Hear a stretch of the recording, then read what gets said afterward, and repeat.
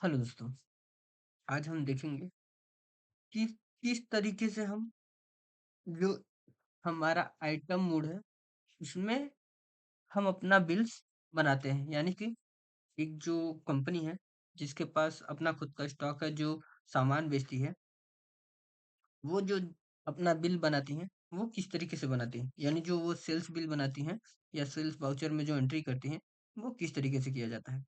तो चलिए वीडियो को स्टार्ट करते हैं। तो देखने के लिए कि किस तरीके से हम सेल्स वाउचर में एंट्री करते हैं इनवॉइस मोड में आइटम सॉरी आइटम मोड में, यानी देखिए एक आइटम किस तरीके से हम डालते हैं और इंटर करते हैं और रेट वगैरह कैसे डालते हैं। तो वीडियो में लास्ट तक बने रहें ताकि कोई भी स्टेप मिस ना हो। तो चलिए वीडियो को स्टार्ट करते हैं। तो सबसे पहले हमें सेम वही, जैसे ही हम टैली अपना ओपन करेंगे तो हम गेटवे ऑफ टैली वाले मोड में आएंगे, जहाँ पे हमें वाउचर्स क्रिएट करना है, यानी सेल्स वाउचर बनाना है। तो सबसे पहले हम वाउचर ओपन करेंगे और जिस वाउचर में आपको एंट्री करना है, जैसे मुझे अभी एक बिल बनाना है सेल का।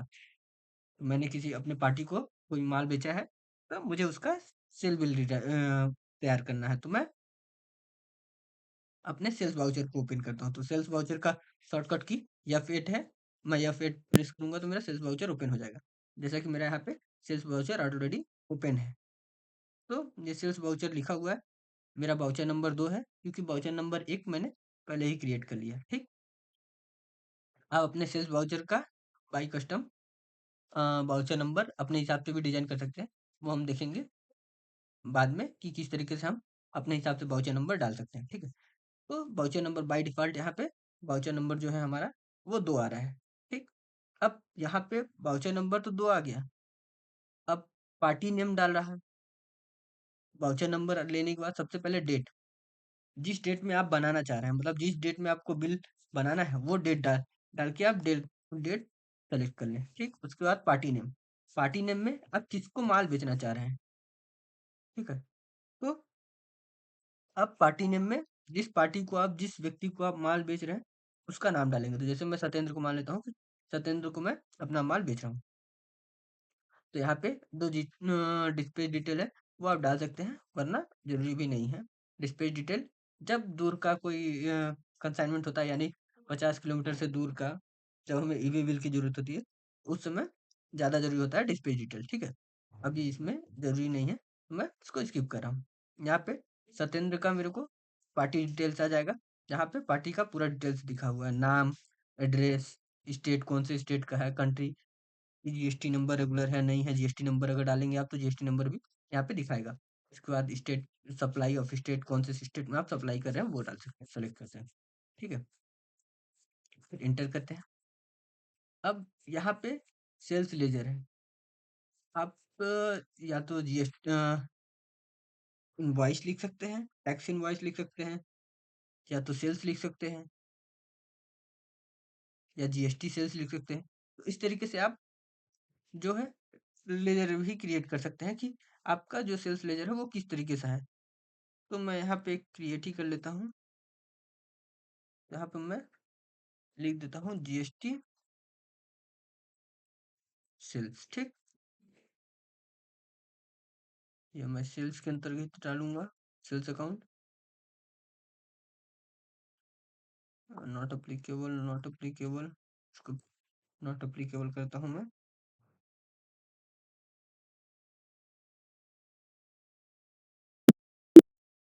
इंटर कर देता हूँ। तो जैसे कि मैंने यहाँ पे डाल दिया सेल्स लेजर में जीएसटी सेल्स। ठीक, अब यहाँ पे मेरे को मैं आइटम आइटम मोड में एंट्री कर रहा हूँ। ठीक है, इससे पहले हमने देखा था कि किस तरीके से हम बाउचर मोड में एंट्री करते हैं, जिसमें सिर्फ जनरल एंट्री पास करनी होती है। लेकिन नहीं, यहाँ पे हम एक ऐसे कंपनी का बिल बना रहे हैं जो स्टॉक मेंटेन करती है, मतलब जो सामान खरीदती बेचती है। ठीक है, तो एक एक स्टॉक किस तरीके से हम डाल के जो जो सामान बेच रहे हैं उसका किस तरीके से हम एंट्री करते हैं वो देखते हैं। तो जैसे कि यहाँ पे नेम ऑफ द स्टॉक, अब स्टॉक जो सामान हम बेच रहे हैं उसका नाम। तो जब हम खरीदे थे तो बिस्किट खरीदे थे, तो चलिए आज बेच भी देते हैं, क्योंकि हमने खरीदा भी था। तो पहला हम खरीदते समय बहुत सारे, इस समय पार्ले का ले लेते हैं। ठीक, पार्ले का बिस्किट गोडाउन बैलेंस लिए थे, क्वांटिटी हम 20 पीस कर देते हैं, 20 बॉक्स बेचे हैं। रेट, यहाँ पे रेट जब परचेस कर रहे थे तो उस समय ऑटोमेटिक आ जा रहा था, लेकिन यहाँ पे जब हम बेच रहे हैं तो उस समय रेट आप अपने हिसाब से डाल सकते हैं। तो मैं यहाँ पे डाल देता हूँ एक बॉक्स का 620 रुपये, ठीक। बॉक्सेस डिस्काउंट देना चाहते हैं तो ठीक है, नहीं तो डिस्काउंट का कॉलम खाली छोड़ छोड़ सकते हैं। मैं 5% डिस्काउंट दे देता हूँ, ठीक। इंटर मारता हूँ, फिर इंटर मारता हूँ, तो ये पहला स्टॉक मेरा ऐड हो गया, ठीक। जैसे ही इंटर मारूंगा नीचे आ जाएगा, फिर दूसरा स्टॉक ऐड करने के लिए फिर मैं फिर से बिस्किट ही ले लेता हूँ। इस बार दाजी का बिस्किट ले लेता हूँ। गोडाउन बढ़न, क्वांटिटी 30 बॉक्स, सेम 635 के हिसाब से बॉक्सेस, 5% डिस्काउंट, अमाउंट इंटर, फिर इंटर मारेंगे, फिर दूसरा आ गया। फिर उसके बाद हमारे पास चिप्स था, इजी फन चिप्स ले लेते हैं। बढ़न 60 बॉक्स, 60 पीसेस आ रहा है, ये पीसेस में आ रहा है तो हम 288 पीसेस कर देते हैं, ठीक। निगेटिव दिखा रहा है हमारा, मतलब नहीं है तो 144 पीस करते हैं, ये भी निगेटिव है। 20 पीस करते हैं, हाँ 20 पीस ले लिए, ठीक। तो अगर आपके पास स्टॉक, आपके टैली में स्टॉक नहीं है, ओपनिंग स्टॉक आपने डाल के नहीं रखा है, आपके पास उतने स्टॉक का माल नहीं है, तो जैसे कि मेरा निगेटिव बता रहा था वैसे ही आपको भी निगेटिव शो करेगा। जैसे देखिए, जैसे यहाँ पे लिखा रहा है निगेटिव स्टॉक 24 पीस निगेटिव है, ठीक है। तो इस तरीके से आप चाहें तो इसको इंटर भी कर सकते हैं, फिर भी वो ले लेगा, लेकिन निगेटिव पहले वो आपको सचेत करेगा कि निगेटिव है, ठीक।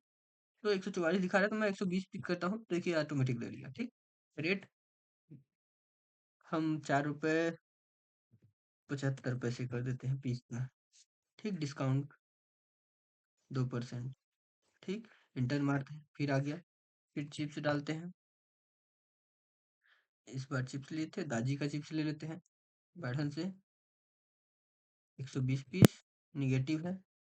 कितना निगेटिव है? 110, 100 पीस, 95 बॉक्सेस निगेटिव है, यानी हमारे पास 10 बॉक्स है।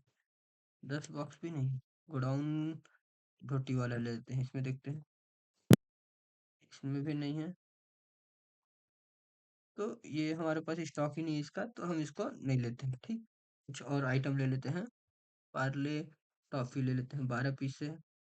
पार्ले बिस्किट, दाजी चिप्स 5 बॉक्स है, दाजी चिप्स 5 बॉक्स है, तो हम इसको बॉक्स में लेते हैं, 5 बॉक्स। एक बॉक्स की कीमत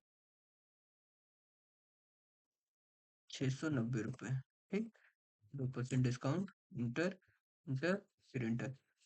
तो इस तरीके से ये 4 चीजें हमने बेची है, ठीक। उसके बाद जीएसटी, फिर सेम जीएसटी, यहाँ पे आपको मैन्युअली मैं वैसे अब सारे जो स्टॉक है उस पे कैलकुलेट करेंगे तो ऑटोमेटिक कैलकुलेट कर लेता है, बट मैं अभी मैन्युअली कैलकुलेट कर रहा हूँ, ठीक है। क्योंकि मैं जो मेरा जीएसटी का जो परसेंटेज है वो कैलकुलेट नहीं किया हूँ, ठीक है। तो 33,817.10 इंटू 2.5%,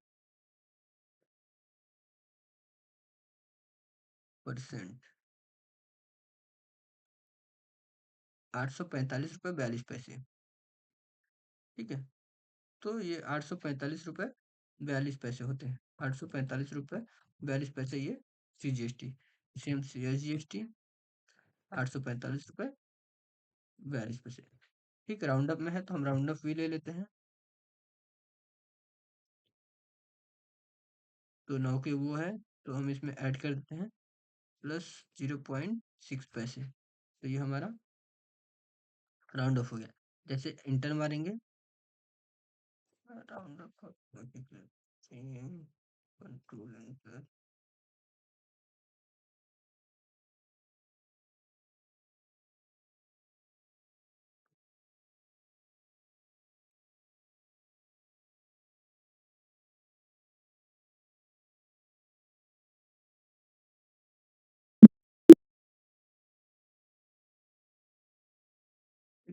इस तरीके से हम राउंड ऑफ ले लेंगे, इंटर मारेंगे, अमाउंट पे आ जाएगा, फिर इंटर मारेंगे, फिर यहाँ न्यू रेफरेंस में पूछ रहा है तो नया रेफरेंस डालेंगे, 60 दिन का है, इंटर इंटर, फिर इंटर मारेंगे, यहाँ नरेशन में आ गया।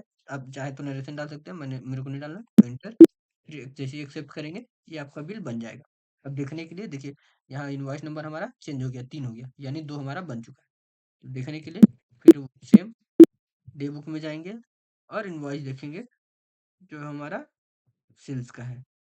कौन सा इनवॉइस नंबर? 2, इंटर मारेंगे। देखिए ये इस तरीके से इनवॉइस मोड में, सॉरी, आइटम आइटम मोड में एंट्री की जाती है। एक-एक आइटम ऐड करके इस तरीके से एंट्री की जाती है। ठीक है?